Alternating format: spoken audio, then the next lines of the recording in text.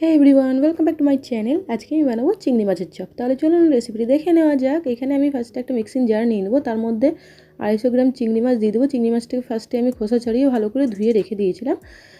আর দিয়ে দেবো কিছুটা আদা গ্রেটেড আর রসুন গ্রেট করে দিয়ে দেবো, আর 4-5টা কাঁচা লঙ্কা কুচি দিয়ে দেবো।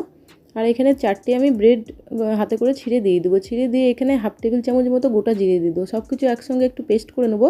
এখানে আমি 3 টেবিল চামচ মতো জল অ্যাড করেছিলাম পেস্ট করার সময়। পেস্টটা আমার ভালো মতো হয়ে গেছে। খুব মিহি কিন্তু পেস্টটা বানাবো না, হালকা একটু যেন দাঁড় ভাব থাকে।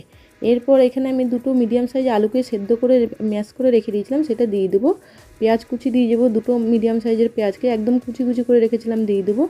বেশ কিছুটা ধনেপাতা কুচি দিয়ে দেবো। এরপর দিয়ে দেবো 1/2 টেবিল চামচ মতো নুন, 1/2 টেবিল চামচ ধনে গুঁড়ো, 1/2 টেবিল চামচ ভাজা মশলা আর 1/2 টেবিল চামচ গরম মশলা দিয়ে দেবো। দিয়ে ভালো করে পেস্টটা একসঙ্গে সমস্ত কিছু মেখে নেবো। এখানে আপনারা লঙ্কা কুচি অ্যাড করতে পারেন, যেহেতু আগে আমি লঙ্কা দিয়েছি এই জন্য আমি লঙ্কা কুচি অ্যাড করব না। এরপর এই ব্রেডটাকে আমি সাইডগুলো কেটে নেবো। সমস্ত ব্রেডগুলো একইভাবে সাইডটাকে কেটে বাদ দিয়ে দেবো। দিয়ে এরপর একটা পাত্রের মধ্যে জল দিয়ে এরকম ব্রেডগুলোকে চুবিয়ে হাতে করে ভালো করে চিপে জলটাকে বার করে দিতে হবে। যতক্ষণ না ভালো করে জলটা বেরোবে ততক্ষণ আস্তে আস্তে করে এরকম প্রেসার দিয়ে দিয়ে বার করে নিতে হবে। সমস্ত ব্রেডগুলো একইভাবে আমি করে প্লেটের মধ্যে রেখে দিলাম। এরপর একটা স্লাইস নিয়ে তার মধ্যে কিছুটা পরিমাণ ওই চিংড়ি মাছের বানিয়ে রাখা যে পেস্টটা আছে সেটা দিয়ে দেবো। দিয়ে এরকমভাবে হাতে করে মুড়ে দেবো। মুড়ে নিয়ে হালকা গোল গোল করে শেপ করে নেব। আপনারা আপনাদের ইচ্ছে মতো শেপ বানাতে পারেন। আমি এখানে ফার্স্টে গোল করে তারপরে একটু লম্বা করে ভেজিটেবিলের মতো শেপ বানিয়ে নিয়েছি।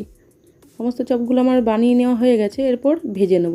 একটা কড়াইয়ের মধ্যে তেল বসিয়ে তেলটা ভালো মতো গরম হয়ে গেছে। এরপর আঁচটা মিডিয়াম আঁচে রেখে চপগুলো একটা একটা করে দিয়ে দেবো। খুব বেশি নাড়বো না, একটা পিঠ হয়ে গেলেই তারপরে নাড়বো। একটা পিঠ হয়ে গেছে আমি উল্টে দেবো। একটু লালচে লালচে করে ভাজতে হবে। গ্যাসটা মিডিয়াম টু লোতে রেখে চপগুলোতে আমি ভেজে নেব। খুব বেশি হাই করলে কিন্তু ওপরটা পুড়ে যাবে আর ভেতরটা কিন্তু সেদ্ধ হবে না। এই জন্য মিডিয়াম টু লোয়ের মধ্যে রেখে কিন্তু করতে হবে। এই একইভাবে সমস্ত চপগুলো আমি ভেজে নেব। এইভাবে একবার চপ বানিয়ে দেখুন, চিংড়ি মাছের দারুণ লাগবে খেতে। এবং হাতে সময় না থাকলে এইভাবে একবার বানিয়ে দেখুন, ঝটফট হয়ে যায়।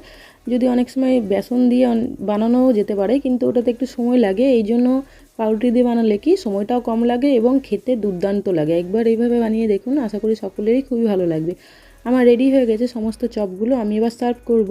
সো আমার রেডি হয়ে গেছে চিংড়ি মাছের চপ। এটি সন্ধ্যের স্ন্যাক্সের জন্য দারুণ একটি রেসিপি আর খুবই টেস্টি হয় খেতে। এইভাবে একবার বানিয়ে দেখুন, খুব ভালো লাগবে খেতে। আমি এবার সার্ভ করব পেঁয়াজ এবং সস দিয়ে। আমার রেডি হয়ে গেছে চিংড়ি মাছের চপ। এইভাবে অবশ্যই ট্রাই করে একবার দেখবেন। Tata, bye bye and take care.